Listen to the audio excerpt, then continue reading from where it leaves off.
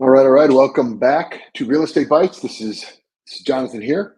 Um, it is Friday, the 13th, and it's noon. So let's get into this.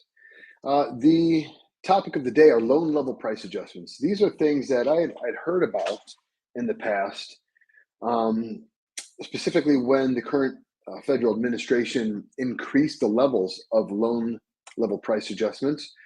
And they increased them with the pretense that the increases in these loan level price adjustments were for the benefit of prospective home buyers who didn't have as much wherewithal to buy a home, whether they were, of a certain income level, credit score, whatever it might be. That was the pretense that we were given, was that the increase in loan level price adjustments were specifically for assisting those with less to purchase a home. And that's all I really knew of it, but I didn't understand the nature of them and whatnot. So recently we had a gentleman named Rocco DeStefanis who came and gave some education to the team to talk about these loan level price adjustments. And I asked him to come on and share some of that knowledge with you guys because for me personally, I think this is kind of a big deal. We're talking about a lot of additional money that you're being charged with these loan level price adjustments that, frankly, I think is akin to theft. To me, it seems like an additional tax put on top of the money that you're already paying. It's like you have the loan, you've got the interest, and then they're going to put an additional tax on it because of a specific type of loan product that you're using. So before we get into this conversation with Rocco, let's take a look at this week's chuckle. There it is. If this can become vodka, you can become a homeowner. Hey, look, it seems impossible, right? That some mad scientist figured out how to transform that simple potato into some of your most shameful memories. But it happened. On a serious note, it may seem impossible. I'll tell you a story. Um, there, once upon a time, I thought it was impossible. I thought I'd never become a homeowner, and but I was curious and I wanted to know what it might take. So I just called. I called a loan officer and told him, "Hey, I don't think I'm ever close or ever going to be close, but just I want to talk to you to figure out what it might take." Well, I wasn't close to being qualified at the time, but what he did for me, and this was back in 2007, what he did for me was he put together uh, my credit report and basic what that's all he did was give me my credit report. Uh, and I went home and I just started to, he said, if you clean this up, you'll qualify. So I went home and I started to pay off the smallest accounts and started going through that list. And once I finished, I went back to him, and sure enough, I was ready to go.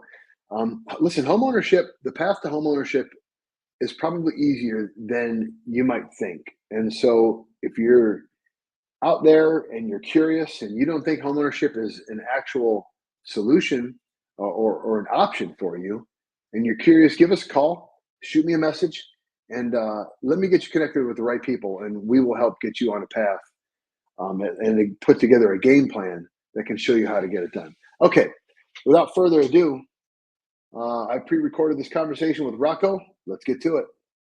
Yeah. All right, so I get to trim this, so this works. I'd like to welcome Rocco DeStefanis here to Real Estate Bites. Rocco, this is your first time on, and I appreciate you joining me, man. Thank you for coming on today. Yeah, happy to be here. Rocco recently joined Right Sales Team to talk to us and educate us a bit about something called loan level price adjustments. And while I had heard about this before, Rocco, the way you explained it gave it way more context. So I had heard about it in relation to the price changes or the LLPA changes in 2023. And I just simply heard that these things were increasing and that the intent was to help disenfranchised or disadvantaged buyers, et cetera, et cetera. But when you talked to the team, you gave us some more context. So if you would please explain again to me and to the audience, of course, what are loan level price adjustments? Sure. Yeah. So during the housing crisis of 2008, loan level pricing adjustments were first introduced. So in summary, they were introduced to mitigate losses or mitigate risk for the housing agencies, Freddie Mac and Fannie Mae. The simplest way to really explain them is they are extra fees depending upon your credit score, your down payment, the purpose of what you're buying, whether it be a second home or an investment property, or even what type of property you're buying, whether it be a single home or a multifamily. So these fees were introduced in 2008, and I have a grid here that I can show you. But then in 2023, there was a massive change to these fees. So I can go ahead and do you have that ready to go? I'll queue it up right now. Okay. So what you're looking at here is the fees that were introduced in 2023. Okay. So in 2020 or 2008, my apologies. So if you look at this grid, it says, if you take the top line where it says greater than a 740 credit score, you'll see these 0.25, 0.25, 0.25 throughout. The top row is how much of a down payment you have. So for example, if the best rate in the market was whatever at any given time, let's say it's 6%, and that was the best market going rate. If you had a 740 credit score and you had 40% down, you would have no adjustments to that rate. There would be no adjustments to your fees, no adjustments to the rate. It's a 0% adjustment. But if you put down 20%, for instance, this used to be one of the funniest things in lending, was that 20% down actually had worse pricing versus 15% down back in the day. You would have an extra fee. Now, most borrowers would never see that fee. What a lender would do is they would price it into whatever rate they quoted to you. So if the rate was 6%, they might say, okay, your rate today is 6.125. Okay. It was very common a lot of times. Actually, if you go down to the bottom of this grid, you would see something with investment properties. You'll often hear that people say investment properties have higher rates. It's not true. What they have is they have higher fees. And most borrowers don't want to pay those fees. Most borrowers don't want to pay 4% in extra fees. You can see right down here where it says investment property with 20% down or is 3.3 or 4.1% extra in fees. So to not pay those, if you take a higher rate, as you move up the rate scale, more expensive rates, they give you back, they compensate for those fees. They basically pay you back points to balance that out. Okay. So in summary, if we look at this real quick, these were the adjustments that always existed.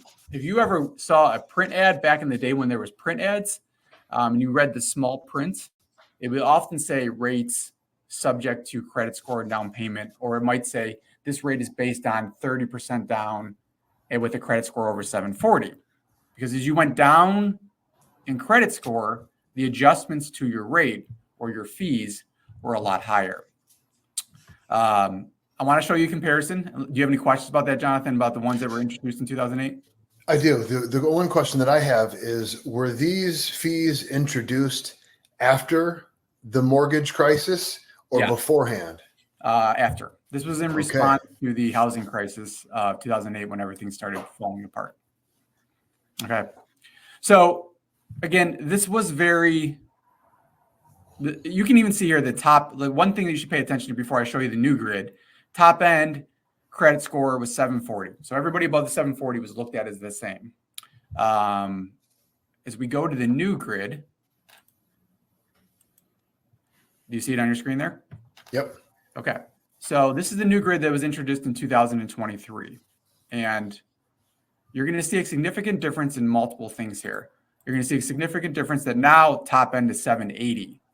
And as you go down in credit score, if you're between 760 and 779, 740, 759, and 20-point increments, as your credit score goes down, you have more and more higher adjustments to your fees or your pricing adjustments. The adjustments that got really hurt the most were those between like the 740 range and the 660 range. The fees are much higher now for those buyers. Okay. The ones that it improved on were the ones below 660. So again, let me make this very clear. If you have a 700 credit score today, and the best going rate in the market is 6%, it's kind of like think about it like stocks, and you want to put down 10%. So if we go over this grid and you see this 1.25%, if you want that 6% rate, the best going rate in the market, you may have to pay 1.25% in points. Okay. If you don't want to pay that, then what will end up happening is you might be quoted a higher rate. So this is something that people just frankly don't understand. And this is the federal government's, they try to mitigate their risk for any losses for anybody that foreclosed, which stems back from 2008. And this got a lot more detailed or it changed a lot recently is what I'm trying to get to. Let me go back to sharing that. That was my fault. So another thing that really changed is those of you that want to buy second homes. So if you want to buy a home that you're going to be on vacation, the second home adjustments, these changed about 2 years ago. It's a lot. To buy a second home today is the same kind of pricing adjustments as buying an investment property. It used to never be like that. So it costs a lot more to buy a second home than it used to. Jonathan, you want me to talk about how FHA compares to some of these things?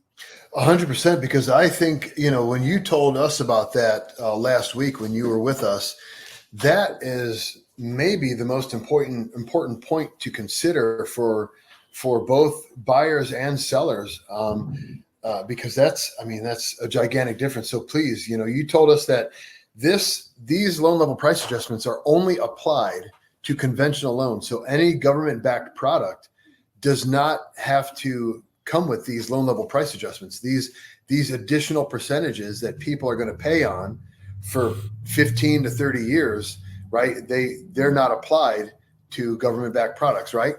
That is correct. So for those of you who don't know, there's your conventional loans, then there's also government-backed loans, which are FHA, VA, and USDA. FHA being the most common, so we'll talk about FHA just to compare real simply.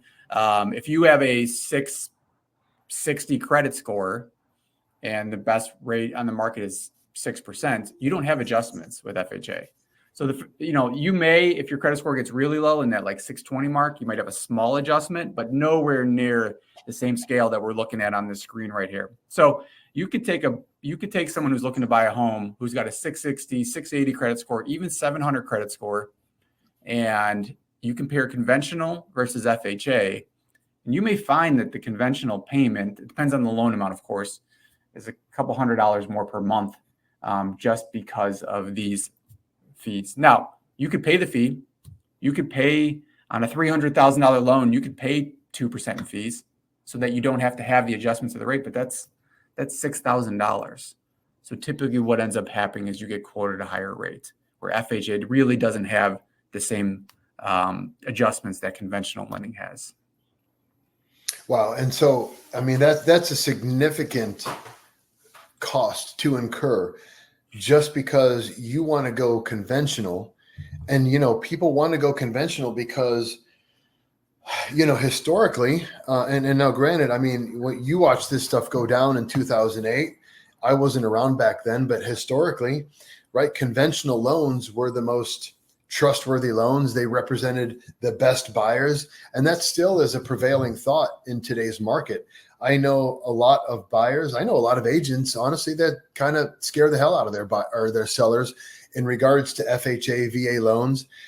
They think that there's this, big in-depth inspection that's going to happen and it's going to be really hard to pass. I continue to tell people, I've done episodes about this. The FHA, it's an appraisal. It's not an inspection. It is not very thorough. They're only spending 30 minutes at the house. They're really not spending much more time than they would do for a conventional appraisal. Yes, there is, a half sheet of a paper, of bullet points of things that they're specifically looking for. Your agent should know generally what those things are going to be. But I advise all my sellers, do not be scared of FHA. I always, you can just see just by paying attention to mortgage rates, FHA always has a better mortgage rate than a conventional loan. you know, by around a half a point almost all the time, right? And so I'm always telling my sellers, listen, they may want to go FHA simply to have a lower monthly payment. It doesn't mean they're a bad buyer, a first-time home buyer, that they got no money. It just might mean that they're better stewards of their money, and they want to keep more of it in their pocket every single month. But it's still something that, you know, it's still a bit of a fight in the industry, is getting sellers and a lot of agents to think positively about FHA and VA loans. Yep. So I'll make a comment there. So I recently had a buyer who just closed on a house, and he was told that he could not put a FHA offer in, and because of his credit score. And he was a younger gentleman. He was still getting his credit established. He wasn't a bad buyer. He was a very solid buyer. But because of his credit score, the payment was going to be $300 more per month on a conventional loan. So I initially sent out an FHA pre-approval, and I got the call that, can we go conventional? And so I called the buyer and I say, we can. It's going to be $300 more per month. And he's like, this is the only way they'll accept my offer.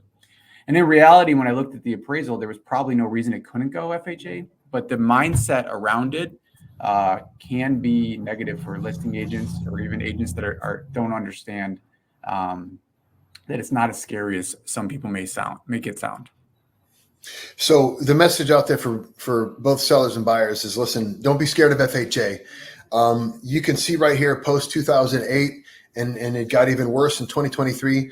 The government essentially is penalizing or maybe taxing, because to me, I can't help but see this as an additional tax for using a product that is not simply owned and controlled outright by the government through FHA, VA, et cetera. So you're being penalized to go the conventional route. And, you know, it just doesn't make sense for most people if they don't have the money to buy down those points. If they can avoid having to spend thousands of extra dollars to buy down this point, this fee, and just go FHA route, you know, it's a big reason. When Rocco, when you're sitting there and you're consulting with your clients and you're going through these things, conventional versus FHA, I'm sure you get a lot of people who you have this conversation a lot where they're like, wow, FHA seems to be the better deal for me, but you know, people are scared of it. So I feel like I got to go conventional. And just like your buyer there, he was forced to go conventional because of the fear of the seller and their agent had, and that cost him. It's going to cost him a significant amount of money over the life of that loan. Yep. So I do want to just make one other statement here. So both FHA and conventional, they both have PMI, right? So PMI on an FHA loan is a fixed amount. With conventional, it's also credit score based. So if you do have that 660, 680 credit score, not only is your rate going to be higher on conventional, your PMI is going to be higher. Now, the argument always is, with an FHA loan, you can never drop your PMI. You can always, if you look at what you save in terms of the monthly payment, it's really not a big deal. And you can always refinance in the future once you're able to, and you have enough equity to go to a conventional loan and get rid of the PMI. So that's the one caveat with FHA, is the PMI. But again, conventional has it as well. So if you're putting a minimal down, FHA a lot of times makes way more sense. Now there are a few options for buyers if you're under a certain income level. And I mentioned this in your meeting the other day, where you can waive some of these LLPAs, but most buyers don't fit that income limit to waive those. So majority of these buyers that are going conventional are going to run into these LLPAs when they're looking at what sort of mortgage they're going to get. Rocco, this is incredible information. I really appreciate you coming on today. Thank you, sir. I get the feeling that as I learn more about this particular subject and the history of it, I might end up circling back to LLPAs at some point in the future. So thank you, man. I appreciate it. And the best to you, sir. All right. I appreciate it, John. If you need anything else, let me know. Sounds great. You have a great day, Rocco. Bye now. Bye. So that was my conversation with Rocco. I appreciate him coming on Real Estate Bites today and dropping that knowledge on us. Maybe I'm just in a mood. I don't know. I recently cut my quarterly checks to the IRS and Rita, and watching that amount of money go, and wondering where it's going and what it's going to, it turns my stomach every quarter. And, you know, just to learn about another way for our government to tax us in somewhat of a hidden fashion. I mean, he said in there that, you know, they don't tell you about these fees. Most lenders don't talk to you about these fees and where they come from and what they're for. They just tell you that it's the rate. And you don't know that you're paying additional money based upon this stuff. It's just the rate. So, at any rate, guys, that was the conversation with Rocco. Fantastic information. And now it's time to move on to this week's statistics. All right, so here we are, episode 48. This morning, there were 420 single family and condos on the market here in Lorain County. Last week, there were 71 sales. The median square foot of those sales was 1,696 square feet. The median home value was $265,000. The median square foot price was $161.53. Eric Soltis, if you're out there watching this, got something for you. I recently learned how to do this. So this shows you, we've been talking about how do we track in real time whether or not price is appreciating. So this is a graph showing the movement of the median square foot values of homes sold in Lorain County over the last 58 weeks. Now you can see here, there's a stretch of time at the very beginning where I screwed up, okay? That I was trying to make an adjustment or run an average, and it averaged out the whole column at that time. And so they're all stuck there right above $160 a square foot. But since then, I've been able to track these numbers without screwing them up. And you can see there's lots of ups and downs, but this line here, you know, at the peaks, and you can see the troughs also are inclining in values. So we've seen over the last year a steady increase in prices. I've recently done a video talking about how demand has seemed to shrink. Well, over the next quarter to 2 quarters, we'll see what happens with this graph. We're going to continue to chart it and take a look at what's going on with home values in real time. Very good. All right. So the median amount of time, the median days on market for homes that were sold last week was 23. Again, on market times includes when the house is actually placed on the market, when the property is put on the market for advertising. And then it also includes the time after the property has gone under contract. So they've come to terms between buyer and seller. And then it goes through the contingency phase. Inspections are done, appraisals are done, all that kind of stuff.